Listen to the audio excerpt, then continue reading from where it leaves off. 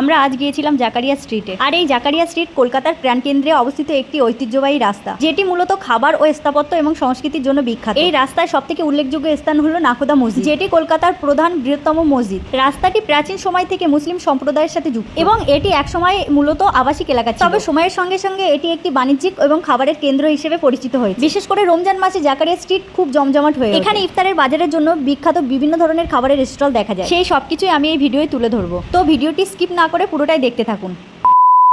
So hello everyone, কেমন আছেন সবাই? অনেকদিন ধরে ভেবে রেখেছিলাম জাকারিয়া স্ট্রিট যাব। সেই ভাবনাটাই পরিপূর্ণ করতে আজকে বাড়ি থেকে বেরিয়ে পড়লাম জাকারিয়া স্ট্রিটের উদ্দেশ্যে। বিশেষ করে রমজান মাসে জাকারিয়া স্ট্রিটে প্রচুর জমজমাট হয়। আর এটি হলো আমাদের বাদামতলার রাস্তা। এই রাস্তাটি রিসেন্টলি সারাই করার কাজ কমপ্লিট হয়েছে। আমাদের বাড়ি থেকে জাকারিয়া স্ট্রিট 1 ঘন্টা মতো টাইম লাগে, তবে রাস্তায় অতিরিক্ত জ্যামের কারণে আমাদের 2 ঘন্টা লেগে গেছে। এরই মধ্যে আমরা জাকারিয়া স্ট্রিটে পৌঁছে গেছি। সেখানে একটা গলিতে আমরা বাইক রেখে রাস্তাটির মধ্যে প্রবেশ করি। সত্যি বলতে এটা কিন্তু আমার ফার্স্ট টাইম জাকারিয়া স্ট্রিটে আসা। এখানে কখনো আসিনি, তবে এর আশেপাশে অনেক জায়গাতেই এসেছি। এখানে এসে এখানকার দৃশ্য দেখে জাস্ট এটাই ফিল হচ্ছে যে 2 ঘন্টা জার্নি করে আসা কিন্তু লস হয়। চারিদিকে লাইটিং এ ভরপুর, আর চারিদিকে যেন খুশির আমেজ। মনে হচ্ছে যেন ঈদ খুব কাছেই চলে এসেছে। এই রাস্তাটির দুই পাশে প্রচুর ধরনের ফুডের স্টল আছে, যার মধ্যে ফিরনি, নেহারি, কাবাব, লাচ্চা, সেমাই, শাহী টুকরা এবং মহব্বতের শরবত বিখ্যাত। এবং এর পাশাপাশি প্রচুর ধরনের জামা কাপড়ের স্টল আছে। একটা ভিডিওতে কিন্তু সম্পূর্ণটা দেখানো যায় না, তবে আমি যতটুকু সম্ভব দেখানোর চেষ্টা করেছি আপনাদেরকে। আমি কথা বলতে থাকি আর আপনারা ফুডের স্টলগুলো দেখতে থাকেন। আমার তোফা কিন্তু একটু ভয়ের মধ্যে ছিল, সেটা ওর ফেস দেখলেই আপনারা বুঝতে পারবেন। ও ভয় পাচ্ছিল, কারণ এত ভিড়ের মধ্যে ও আগে কখনো আসেনি। এত মানুষকে একসাথে দেখে ও ভয় করছে। আর আপনারা এই যে বড় বড় পরোটা ভাজা দেখছেন, এগুলো কিন্তু খেতে খুবই টেস্টি হয়। আর তার সাথে যে হালুয়াটা আছে, জাস্ট দেখতে কিন্তু অসাধারণ লাগছে, রং বেরঙের। তবে যাই হোক, যারা কিন্তু ভিড়ভাড়টা একদমই পছন্দ করেন না, তবে তারা কিন্তু এই জায়গাটি অবশ্যই স্কিপ করবে। আমার প্রচুর খিদে পেয়ে গিয়েছিল, তবে আমরা ডিসাইড করলাম প্রথমে নাখোদা মসজিদ দর্শন করে আসবো, তারপরে খাবো। সেই জন্য রাস্তার দুই সাইডে যে স্টল ছিল সবগুলো ক্যাপচার করতে করতে আমরা এগিয়ে চললাম নাখোদা মসজিদের দিকে। আপনারা চাইলে কিন্তু এখানে এসে শপিংও করতে পারেন বাড়ির বড়দের ছোটদের জন্য। এখানে ছেলেদের টি শার্ট এবং শার্টের কালেকশন আছে প্রচুর, এবং তার পাশাপাশি লুঙ্গি, পাঞ্জাবি ও টুপির দোকানও অনেক আছে। আর লেডিস আইটেম তো আছে, মেয়েদের সুন্দর সুন্দর 2 পিস 3 পিসও আছে, এবং তার সাথে সালোয়ারের পিসও আছে, এবং বাচ্চা মেয়েদের জন্য সুন্দর সুন্দর জামাও আছে। আর আপনারা এখন যে দোকানটা দেখলেন, সেই দোকানে কিন্তু খুব সুন্দর সুন্দর বড় বড় পাউরুটির মতো কিছু একটা বিক্রি হচ্ছে। এগুলো কিন্তু খেতে খুব একটা টেস্টি নয়, আমি খেয়েছি আগেও, সেই জন্য আমি নিইনি। এরপর আপনারা এই যে সুন্দর সুন্দর সালোয়ারের পিসগুলো দেখলেন, এগুলো সব কিন্তু 600 টাকায় সেল দিচ্ছে। আমরা হাঁটতে হাঁটতে কিন্তু মসজিদের গেটের কাছে একদম চলে আসলাম। খুব সুন্দর লাইটিং করা আছে। জাকারিয়া স্ট্রিটে আসলে আপনারা অবশ্যই একবার হলেও এই মসজিদটি ভিজিট করবেন। এই মসজিদটি হলো জাকারিয়া স্ট্রিটের প্রাণ কেন্দ্র। এটিকে ঘিরে জাকারিয়া স্ট্রিট এত জমজমাট। মসজিদের গেটটি দেখে আমরা আবার ব্যাকে চলে আসলাম কিছু খাওয়ার জন্য। ওই যে বললাম আমার যে প্রচন্ড খিদে পেয়েছিল, কিছু খাওয়ার পর আমরা অবশ্যই মসজিদের ভিতরে প্রবেশ করব আর ভিতরের পরিবেশটা আপনাদের সঙ্গে শেয়ার করব। সো ভিডিওটি দেখতে থাকুন আর আমাদের খাওয়ার জন্য অপেক্ষা করুন।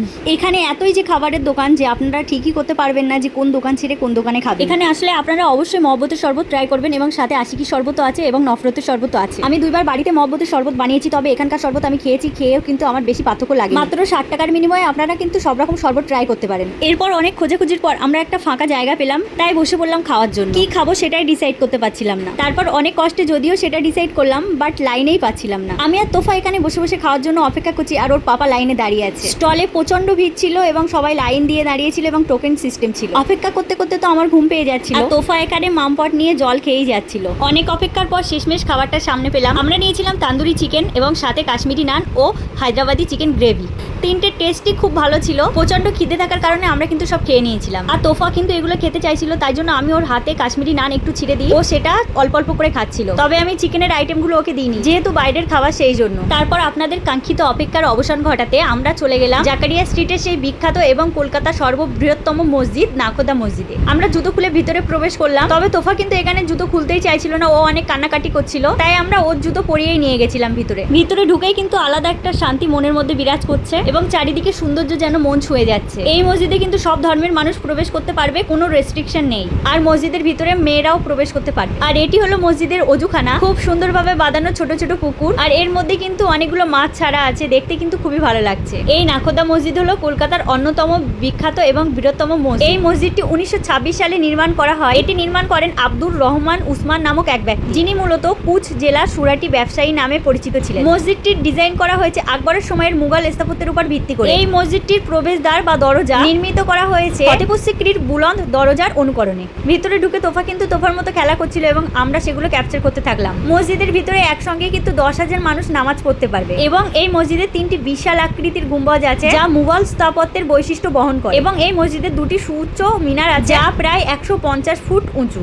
এরপর আমি তোফাকে কোলে নিয়ে একের পর এক সব জায়গা ঘুরিয়ে দেখাচ্ছিলাম। এই নাখোদা মসজিদ শুধুমাত্র একটি ধর্মীয় স্থান নয়, এটি কলকাতার মুসলিম সম্প্রদায়ের ঐতিহ্যের প্রতীক। সারা বছর এখানে মানুষের আনাগোনা আছে, তবে রমজান মাসে এই মসজিদটি এবং আশেপাশের এলাকা বিশেষভাবে জমজমাট হয়ে ওঠে। এখানকার ইফতার বাজার কলকাতা শহরের অন্যতম আকর্ষণ। এই নাখোদা মসজিদ কলকাতার ইতিহাস এবং সংস্কৃতির একটি গুরুত্বপূর্ণ অংশ। এরপর আমি মসজিদের অজুখানাটি ভালোভাবে দেখার জন্য নিচে নেমে গেলাম। অজুখানাটি কিন্তু খুবই সুন্দর। আপনি এই মসজিদে একবার আসলে আপনি অবশ্যই এই মসজিদের স্থাপত্যের প্রেমে পড়বেন। মসজিদের ভিতরে ঘোরাঘুরি কমপ্লিট করে আমরা কিন্তু বাইরে বেরিয়ে আসলাম বাড়ি ফেরার উদ্দেশ্যে। বাইরে বেরিয়ে আমার কিন্তু একটু ঠান্ডা কিছু খেতে ইচ্ছা হলো, সেই জন্য আমি এটা নিয়েছি। এটার নাম অ্যাকচুয়ালি আমি জানি না। যেটা মনে হলো উপরের দিকটা পায়েস এবং নিচের দিকে কিন্তু সিমাইয়ের মতো কিছু একটা আছে। এরপর আমাদের সাথে কিন্তু একটা বাজে ইনসিডেন্ট ঘটে গিয়েছিল। এখানকার সব গলিগুলো কিন্তু দেখতে একই রকম। আমরা রেখেছি অন্য একটা গলিতে বাইক, কিন্তু আমরা অন্য একটা গলিতে গিয়ে বাইক খুঁজছিলাম। সৌভাগ্যবশত ওখানকার মানুষরা আমাদেরকে হেল্প করেছিল এবং আমরা যে গলিতে বাইকটা রেখেছিলাম সেই গলিটা আমাদেরকে নিয়ে দেখিয়েও দিয়েছে। এরপর ওখান থেকে আমরা বাইকটা নিয়ে বেরিয়ে পড়লাম বাড়ি ফেরার জন্য। রাত অনেক হয়ে গেছে। এই গলিগুলো কিন্তু খুবই জ্যাম হয়, এখানে কিন্তু মালগাড়ি থাকে অনেক রাত পর্যন্ত। এরপর আমরা রাজারহাটে ফিরে আসলাম। রাজারহাটে ফিরে দেখি অনেকগুলো দোকান কিন্তু জামা কাপড়ের খোলা আছে, যেহেতু রোজায় প্রায় শেষ পর্যায়ে এবং ঈদ খুব কাছাকাছি চলে এসেছে। রাত কিন্তু প্রায় 11:30 বাজে, তাই আমরা একটা দোকানে ঢুকে পড়লাম তোফার জন্য দুটো জামা নেব। এরপর কিন্তু 12টার মধ্যেই আমরা বাড়িতে ফিরে আসি। ভিডিওটি আজ এখানেই শেষ করছি। ভিডিওটি যদি ভালো লেগে থাকে অবশ্যই লাইক করবেন। দেখা হচ্ছে অন্য কোনো ভিডিওতে। ততক্ষণ ভালো থাকবেন, সুস্থ থাকবেন। টাটা